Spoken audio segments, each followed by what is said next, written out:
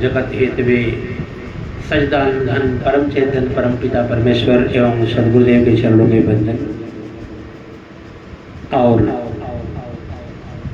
आप सभी भक्त समाज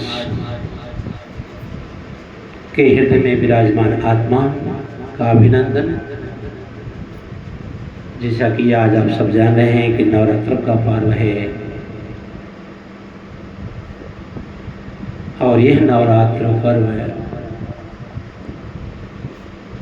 माँ जगदम्बा से शुरू होता है प्रार्थना और भगवान राम पे जाकर के विश्राम लेती है।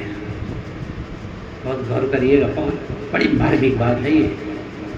प्रार्थना शुरू हुई थी संकल्प के साथ और कलशों के साथ माँ दुर्गा का, और विराम लेगा नवरात्र का भगवान राम के पास।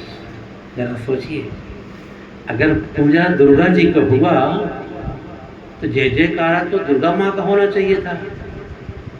विजयदशमी राम जी आ गए बीच में, 9 दिन दुर्गा जी और 10वें दिन राम जी। क्या रहस्य है ये? बड़ा कौतूहल लगेगा ना कि ये 9 दिन सब तपस्या किए दुर्गा जी की और 10वें दिन विजयदशमी राम जी आ गई। इसमें तो कहीं राम को कोई प्रतिमा नहीं देखे होंगे, कहीं लगा कहीं कहीं होगा, लेकिन विशेष करके आज सामने तो दुर्गा जी दिखती होंगी सब। पहली बात तो आप सबसे यही कहूँगा, दुर्गा को माँ के रूप में लोग देखते हैं और कोई कार्य बनाना हो कि कार्य की सफलता मिल जाए, उसके लिए मन ही मन अगर दूर हो अपने माता पिता गुरु को प्रणाम कर लो हृदय की भाव से। मैं आज शारीरिक वातावरण में नहीं जाना देना चाहता आप लोग, एक हृदय के भाव में आओ कि कोई कार्य बनाना हो तो पहला काम है अपने माता पिता गुरु को मन ही मन प्रणाम करो।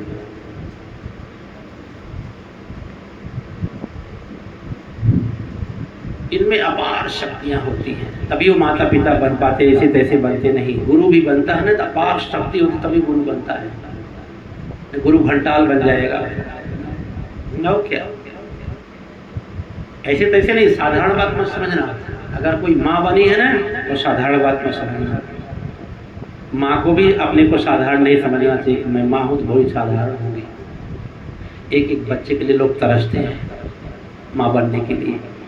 यदि कोई माँ बन गई ना, माँ की बड़ी गरिमा होती है। पहले माँ ही संभाले अपनी गरिमा को, फिर उनके आने वाली संतति भी वो संस्कार में पले बढ़े।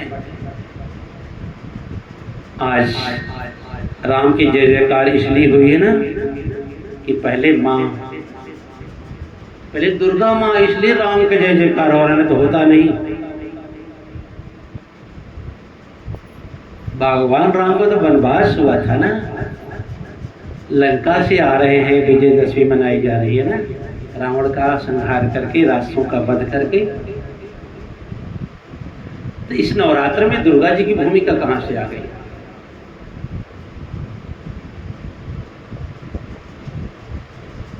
कहते हैं ये प्रसंग आता है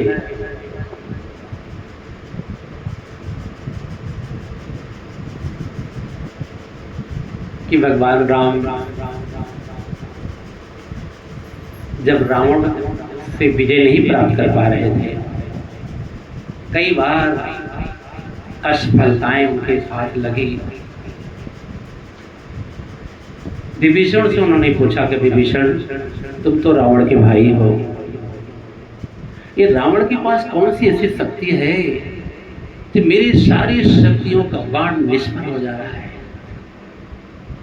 उनके पास कौन सी शक्ति है? उन्होंने कहा कि भगवान, रावण के नाभ में अमृत है।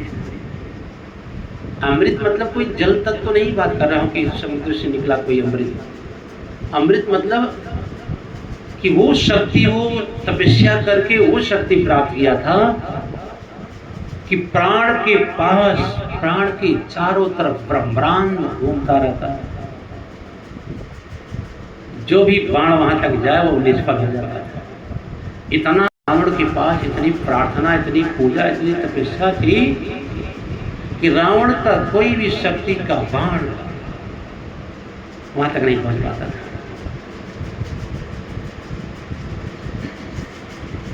तब जब ये हुआ कि रावण के नाभ में अमृत है, मतलब तपस्या है, वो तपस्या को जब तक हम खंडित नहीं कर देंगे तब तक रावण मारा नहीं जाएगा। राम जी सोचे कि मैं तो यहाँ युद्ध करने आया हूँ, सूर्य उदय से लेकर के सूर्यास्त तक युद्ध होता है, थोड़ा से विश्राम मिलता है, रात में मैं तपस्या तो करूंगा।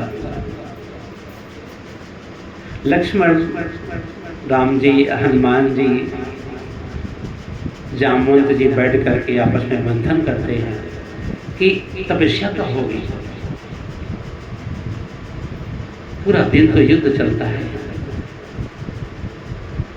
हनुमान जी तो ज्ञानियों में अग्रणी ही हैं।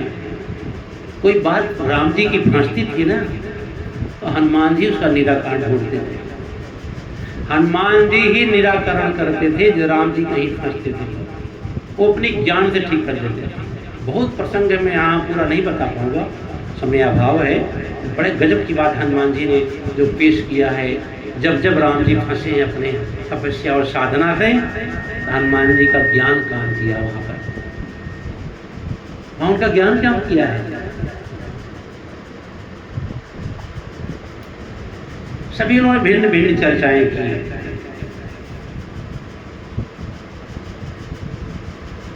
तो हनुमान जी वहां खड़े हुए बोले, भगवान मेरा अपना मत है, मैं अपना विचार दे रहा हूं, अभी माने ना माने आपकी मर्जी है, मैं अपना मत देना चाहता, अपना विचार। मुझे परिवार में हर सदस्य चाहिए, अपनी बात कहने में कोई संकोच नहीं रखना चाहिए। संशय आत्मा विनश्यति, जो संशयी व्यक्ति, जो संयमी नहीं है ना, जो संयम नहीं है, जो संशय में है ना, वो कहीं न कहीं बीमार जरूर मिलेंगे। अपनी बात को निसंकोच परिवार में कह लेना चाहिए। हनुमान जी छोटे हैं, बहुत छोटे हैं, अपने को बहुत अधम कहा है हनुमान जी ने। जब भगवान ने स्वीकार कर लिया तो बड़े हो गए, बोले भगवान इतनी घोर तपस्या करना तो बड़ा कठिन काम है, मेरा अपना मन है कि देवताओं से सलाह लेते हुए भगवान भोलेनाथ को अग्रणी बना करके गणेश जी की प्रार्थना करते हुए एक उपाय लगता है कि अब अस्त्र शस्त्र की यहाँ जरूरत तो है यहाँ पर, और मैंने सुना है कि राक्षसों के संहार करने में आदि शक्ति दुर्गा जी को सभी ऋषियों ने, तपस्वियों ने, देवताओं ने उनको एक भिन्न भिन्न अस्त्र दिया है। वो तपस्या का अर्थ है। अगर माँ जगदम्बा को आप पसंद कर लेते, माँ दुर्गा अगर प्रसन्न हो जाती, तो उनके पास बहुत से अस्त्र हैं जो रावण को मारने में सक्षम हो जाएंगे। भगवान, हे भगवान, ऐसी करुणा करो कि मेरी बात अपने समाज के बीच में रख लीजिए। करुणा करिए मेरी बातों पर कि समाज के बीच में, किस समाज में जहां बैठे हैं, मेरी बातों को रख दीजिए वहां पर। मैं कहने के सक्षम नहीं हूं।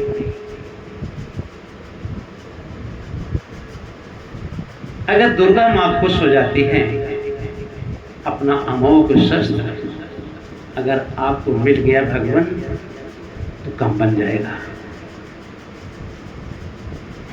तो बोले फिर कैसी होगी तपस्या?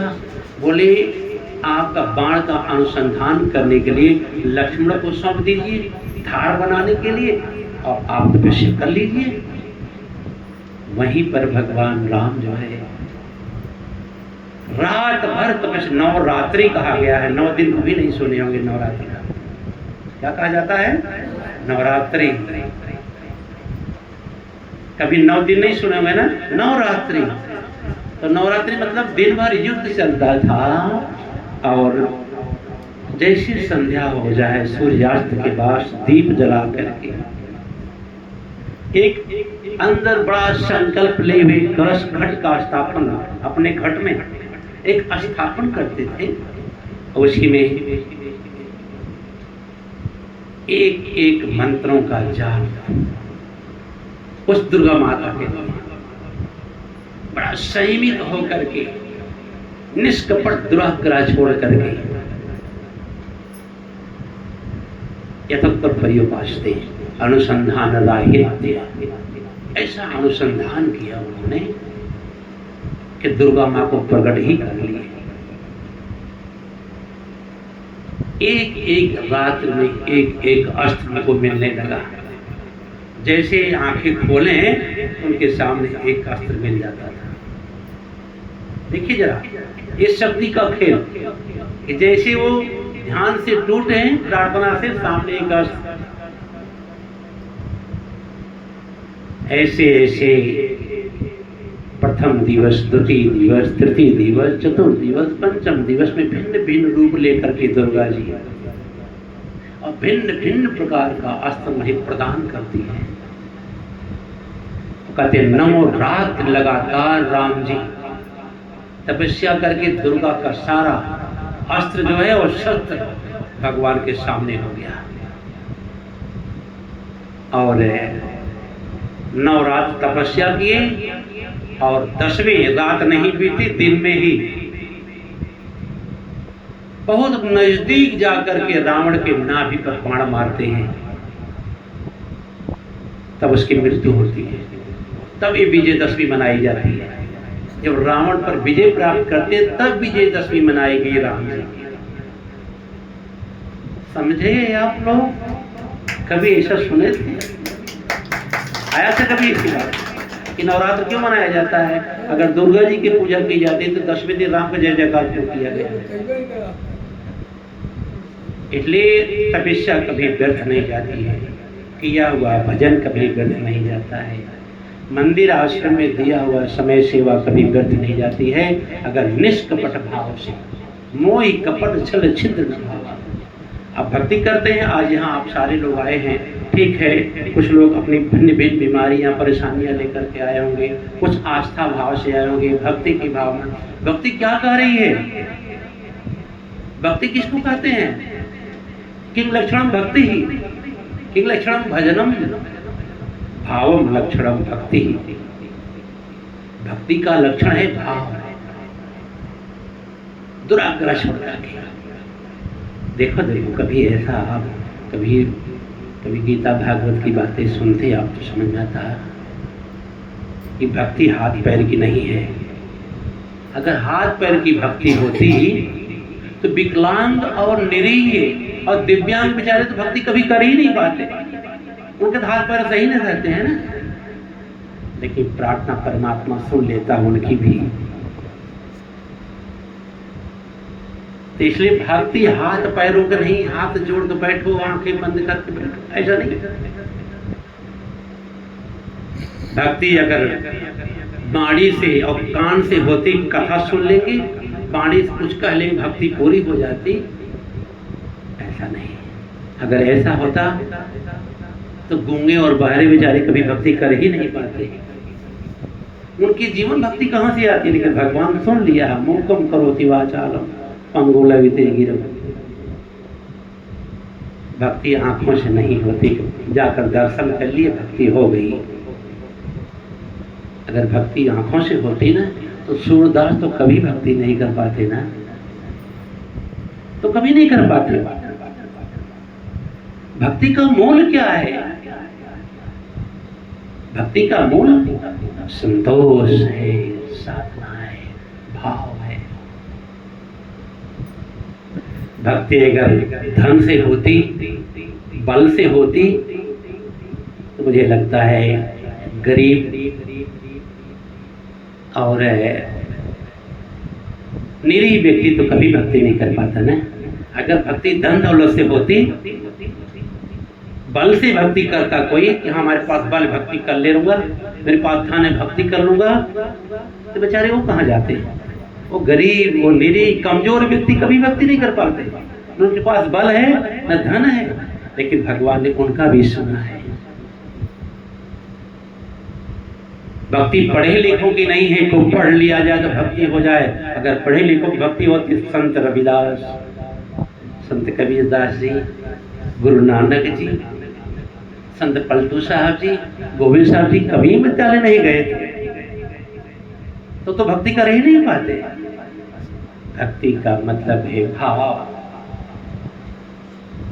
भाव मतलब प्रेम का पारस, जहां कोई स्वार्थ ना हो, आपका किसी प्रकार का लेश मात्र का स्वार्थ ना हो, उसमें जो आपने समय दिया है वो भक्ति है।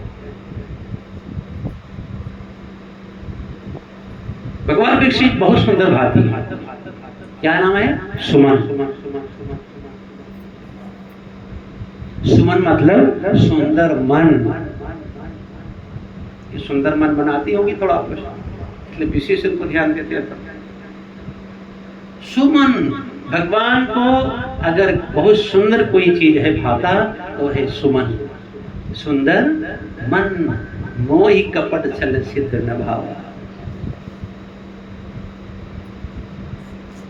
बैराग कैसे पकता है? मिलहिन रघुपति बिन अनुरागा, किए जोग जप ज्ञान विरागा। समझ गए? भक्ति पकाने के लिए, सिद्ध करने के लिए, मिलहिन रघुपति बिन अनुरागा, बिना अनुराग बिना प्रेम के परमात्मा मिलने वाला नहीं है। और प्रेम भक्ति का सार सत्व है। ये जोग जब ज्ञान विरागा, चाहे जितना जो जब विराग, न तपोर बिना न वेदस ज्ञान नाम कर्मणाम हरिर साधते भक्ति प्रमाणम तत्र गोपिका। ब्रह्मा जी ने पूछा भगवान से कि प्रभु, पूतना आपको विष पिलाई अपने स्तन में, आप उसको अपने अपने धाम ले लिए, और इतने ग्वाल बाल गोपियां संसार का सारा सुख त्याग करके, संसार का सारा लाज त्याग करके आपके पीछे पीछे तही के चक्कर में दौड़ते रहे, उनको कौन सा स्थान दिए आप? भगवान मौन हो गए। बोले बोलिए प्रभु, ब्रह्मा जी पूछ रहे हैं, बोलिए भगवान, मैं तो आपकी लीला देख लिया। वो पूतना राजसी आपके अपने स्तन में विष भर के पिलाई तो उसको अपनी शरण दे दी, अपनी जगह दे दी अपने पास में। और बाल बाल गोपियां, वृंदावनवासी, ब्रजवासी, ये सब पूरा जीवन आपके लिए, इतना त्याग, न परिवार का मोह, न संसार का कोई लाज शर्म, सारी मर्यादाओं को एक तरफ यमुना में फेंक करके आपका साथ दिए, उनको आपका भगवान मौन रह गए। बोलिए भगवान, उनके लिए कहाँ जगह है? भगवान ने कहा, उनके लिए मैं पूरा जीवन रेडी रहूंगा। ध्यान देना बात का, उनके लिए पूरा जीवन रेडी रहूंगा। जब उनको मेरी आवश्यकता पड़ेगी, याद करेंगे तो वहां खड़ा मिलूंगा। प्रमाण आप लोग देखें ना, कुंती को देख लो, द्रौपदी को देख लो, अर्जुन को देख लो। अर्जुन और दुर्योधन दोनों गए थे भगवान के पास मांग करने के लिए, युद्ध के लिए ना। जब युद्ध नहीं हुआ, कि लड़ाई का स्तंभ तैयार हो गया, तो दोनों के जैसे दुर्योधन सेना मांगा, उसी प्रकार से अर्जुन भी मांग लेते, आकर लड़ाई करते अपना। लेकिन अर्जुन सीधे कह दिए, नहीं भगवान, मुझे सेना नहीं चाहिए, मुझे तो आपको चाहिए। आप सबसे यही कहना चाहता हूँ, अगर मांगना है भगवान से, गुरु से मांगो तो प्रभु इस संसार के ऐश्वर्य में, संसार के वैभव में मुझे मत उलझाओ। हे माखन चोर, ऐसी कृपा करो, अगर देना है सिर्फ मुझे माखन चोर चाहिए, मुझे सदगुरु का आशीर्वाद चाहिए बस। और मुझे फंसाओ मत, मैं उलझने वाला नहीं भगवान, मुझे ये सब दो मत। बहुत लोग मांगने से जल्दी, भगवान कहो उसको देना तैयार, लड़का मांग लो, बेटा मांग लो, बेटी मांग लो, पत्नी मांग लो, पति मांग लो, धन संपत्ति वैभव मांग लो, पद प्रतिष्ठा, सब दे दो, भगवान तैयार हो जाएगा। खाली अपने लिए कतराता है, अपने लिए बस। भगवान से कहो धोखा मत दो भगवान, मैं सब जानता हूँ तुम्हारी। ये माखन चोर बहुत माखन खिलाया, अब तुमको चाहिए, बस मुझे तुम्हें चाहिए, नहीं चाहिए संसार का वैभव। अगर मैं आता है तो आने तो ठीक, लेकिन मुझे मोह मत दो, इस संसार के वैभव से मुझे मोह लगे भगवान, देना तो अपने आप दो मुझे।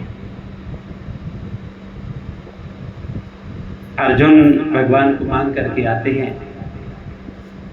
भगवान बोले देखो मुझे ले चल के क्या करोगे जी, न तो मैं बाण उठाऊंगा न मैं चक्र उठाऊंगा, तो मुझे लेके क्या करा, खड़ा करके क्या करो वहां पर? वो तुम्हारे जो तुम्हारे दुश्मन है वो मुझे जानते भी नहीं कि कौन हूँ कौन नहीं हूँ, मुझे ले जाके क्या करेगा? तो बोले नहीं भगवान आप मेरे साथ नहीं है। देखिए क्या मानते हैं, नहीं भगवान आप मेरे साथ नहीं है, मुझे सेना नहीं चाहिए, मुझे यहाँ के द्वारिका का वैभव नहीं चाहिए। क्या गजब की बात है, जहाँ हाथी चिघाड़ रहे, होते घोड़े हिनना रहे, एक दूसरे के खून के प्यासे हैं, वहां अर्जुन भगवान को मांगते हैं। ठीक है, जरा सोचो, धीरता देखो, धैर्यता देखो, चाहते मांगे नहीं भगवान आपकी जरूरत नहीं, मुझे सेना दो, मुझे अस्त्र शस्त्र दो भगवान। लेकिन नहीं भगवान मुझे अस्त्र शस्त्र नहीं चाहिए, मुझे सेना नहीं चाहिए, मुझे सिर्फ आप चाहिए, बस मुझे आप। भगवान बोले ठीक है मुझे ले चलो भाई, मुझे गैया चराने हस्तिनापुर ले चलोगे, मैं क्या करूंगा वहां पर? ये माखन दूध छीन छीन के खाने वाला वहां क्या करेगा? भगवान बहुत बहका रहे हैं, लेकिन अर्जुन एक नहीं माने, भगवान आप जाओ। लेके आए, क्या क्या नहीं किया, मैं ज्यादा प्रसंग आगे नहीं बढ़ाना चाहता हूं। अर्जुन क्या क्या नहीं, अर्जुन के साथ भगवान ने क्या क्या नहीं किया, सारा संकल्प फेंक दिया अर्जुन का, उठा लिया चक्र, उठा लिया भगवान रथ का पहिया उठा लिया मारने के लिए। महाभारत में जरा सोचिए, जो कहते मैं कुछ नहीं करूंगा, क्या नहीं किया अर्जुन, जरा से बोले भगवान जरा रथ मेरा सारथी बन गए। जरा सोचो, जहां देवकी की पूत बने और नंद यशोदा के अवधूत, गोपियों के अवधूत बने, वही अर्जुन के दूत बन गए भगवान। जरा सोचो, द्वारिकाधीश एक नौकर बन करके जा रहे हैं संधि के लिए। जरा सोचो क्या नहीं किया भगवान, बहुत गंभीर बात है ये। कभी हृदय के भाव से सोचिए ना, मन के द्वार को बंद करें, कभी हृदय के मार्ग से चलो, तब यह सब दिखाई देगा। भक्त जनों ने बहुत मुश्किल है, एक कथा झूठी लगेगी, तब अगर मन के रास्ते पे चलोगे बकवास लगेगा। कभी हृदय कभी पाठ पढ़ो ना, मन के पाठ से तो बहुत भटके, कभी हृदय के पास चलो, वो रास्ता देगा।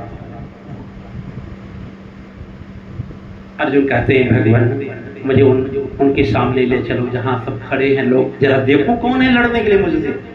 जब जाकर के देखते हैं कि वही लोग हैं जो इनको खिलाया है, जिनको कपड़े पहनाए हैं, जो अंगुली पकड़ कर चलाया है, जिनको गोद में खिलाया है, जिनको अस्त्र सिखाया है, वही सामने है, उन्हें मारना है। अर्जुन तो पागल हो गए, अरे भगवान मैं युद्ध नहीं करूंगा, इन लोग मार करके फिर मैं राज क्या करूंगा, किसके लिए राज करूं? जब ये मर जाएंगे तब फिर मैं राज किसके लिए करूंगा भगवान, मैं ऐसा नहीं कर सकता भगवान। भगवान बोले बड़े गधे लगते हो, जब यही नहीं करना था तो मुझको क्यों लाया यहाँ पर, कुरुक्षेत्र क्यों चुना तुम? हस्तिनापुर में बात बन गई होती, ये सारा नाटक करने की जरूरत तुमको थी? यहाँ करके बेइज्जती करवा रहे मुझको ला करके, तुम नपुंसक हो। अर्जुन को डांटते हैं भगवान कि जब ये तो घर नहीं दिखे थे हस्तिनापुर में, कौन है? यही लोग आएंगे मुझसे लड़ने के लिए, यहाँ क्यों सोचते हो? भगवान मुझे बचाओ प्रभु, इस मोह से बचाओ भगवान, मैं तो समझ नहीं पा रहा हूं मैं क्या करूं। प्रभु आप ही बताओ मैं क्या करूं, ये मेरे धर्म है, धर्म को कैसे छोड़ दूं मैं? अर्जुन कहते हैं ये छोटे छोटे मेरे धर्म हैं, ये मेरे जो आए हैं यहाँ पर संबंधी लोग, ये कुछ न कुछ इनके साथ मेरा धर्म है, और मैं सारे धर्मों को कैसे निभाऊंगा? भगवान बोलते हैं कि जब मैं तेरे सामने खड़ा हो गया तो फिर धर्म क्या देता मूर्ख? समुद्र किनारे खड़ा होकर के नदी की गिनती करना, तालाब की गिनती करना, नालों का दर्शन करना, कैसी मूर्खता की बात कर रहा है। अर्जुन सर्वधर्मान परित्यज्य मामेकम शरणं व्रज, यही किए थे वृंदावन वाले, मथुरा वाले, गोकुल वाले। सर्वधर्मान परित्यज्य मामेकम शरणं व्रज। अर्जुन, इसमें सारा धर्म जो देख रहे हो गौड़ है, ये सब मरे हुए लोग हैं, इस संसार के प्रवाह में बहने वाले लोग हैं, इनको छोड़ो, तुम एक धर्म निभा लो जो मुझे लाया है, इसी में तुम्हारा सारा धर्म पूरा हो जाएगा। आप सबसे यही कहना चाह रहा हूँ, भक्त समाज, अगर भक्ति के राह पर निकल पड़े हो ना, इस धर्म को बचा लो कि हम माला पहने हैं, हम चंदन लगाए हैं, और हम कैसे बोलते हैं, कैसे समाज के बीच में रहते हैं, हमें कैसे रहना चाहिए, कैसे बोलना चाहिए, कहाँ खड़े हैं हम, उसमें इसको क्यों भूल जाते हो, चंदन क्यों भूल जाते हो, गुरु का मंत्र क्यों भूल जाते हो।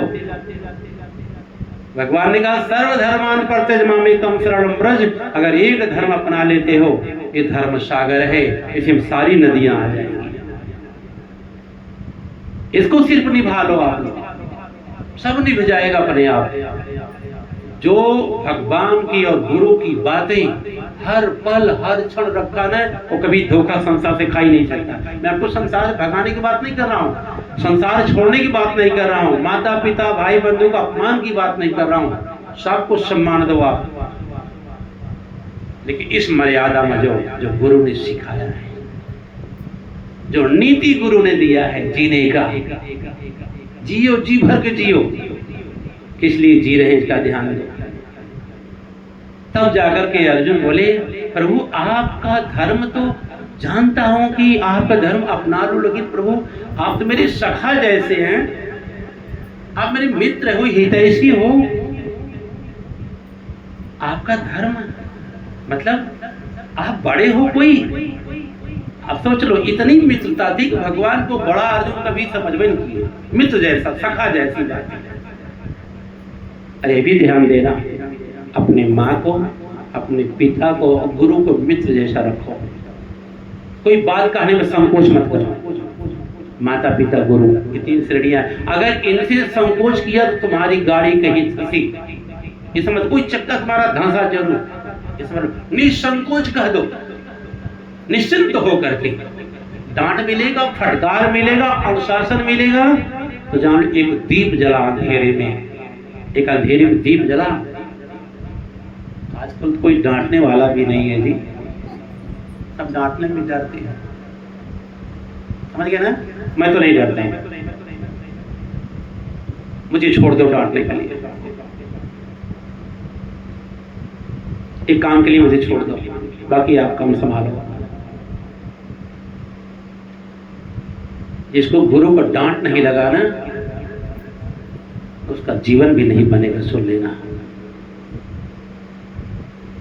मैं देखा हूं बचपन से संतों गुरुओं की डांट, आज उन्हीं की कृपा है, वो डांट की कृपा गूंजता रहता मेरे मस्तिष्क में उनका डांट।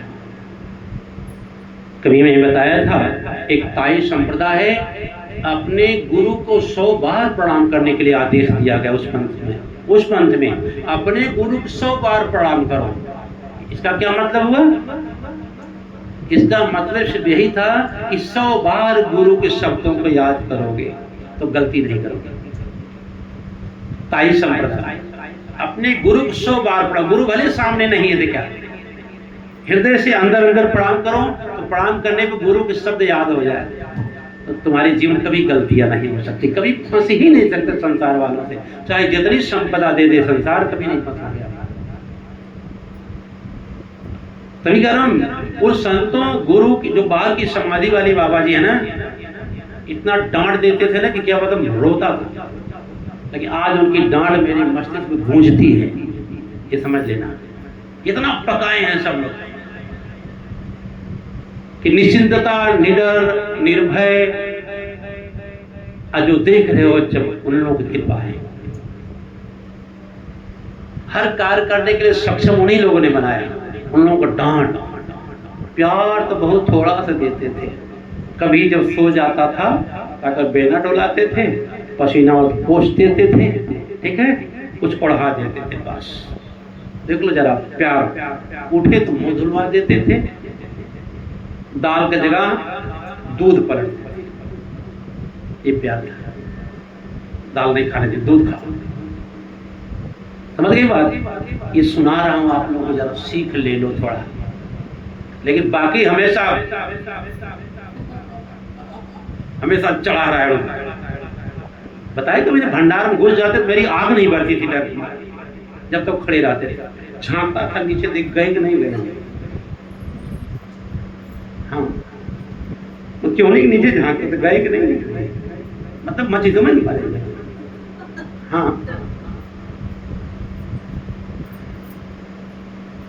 वो आज काम दे रहा।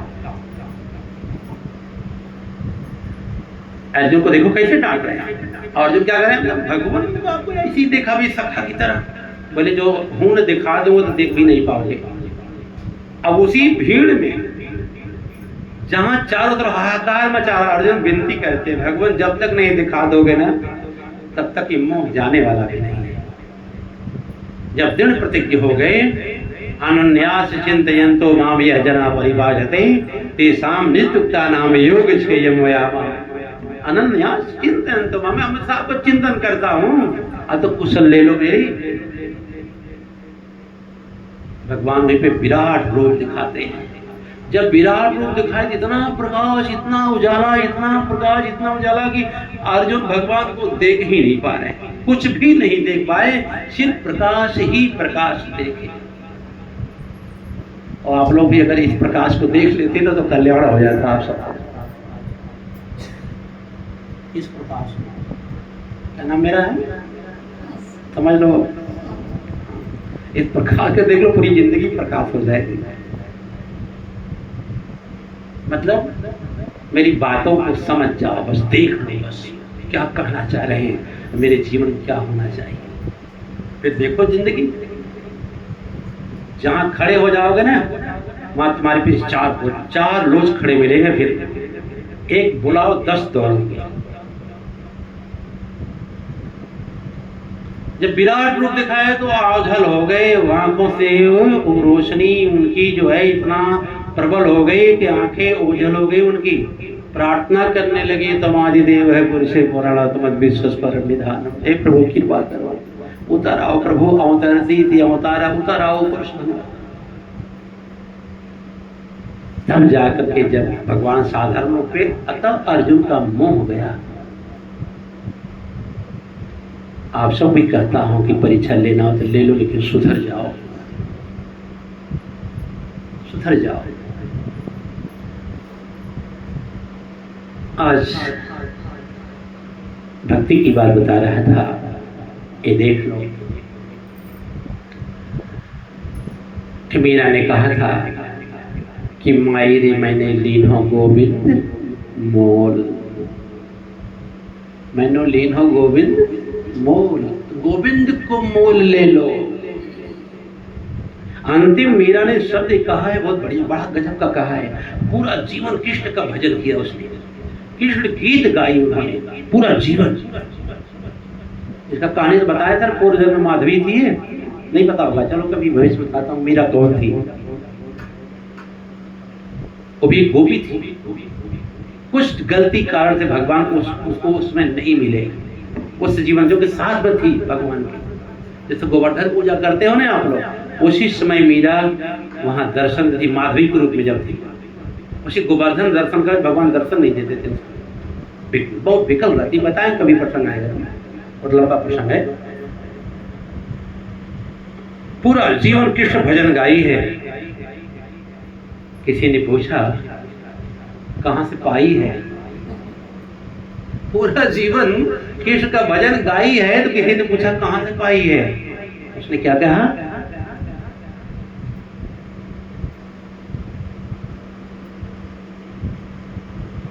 बड़ा सुंदर बात है, लंबी बजट है कि थोड़ा बता दूं।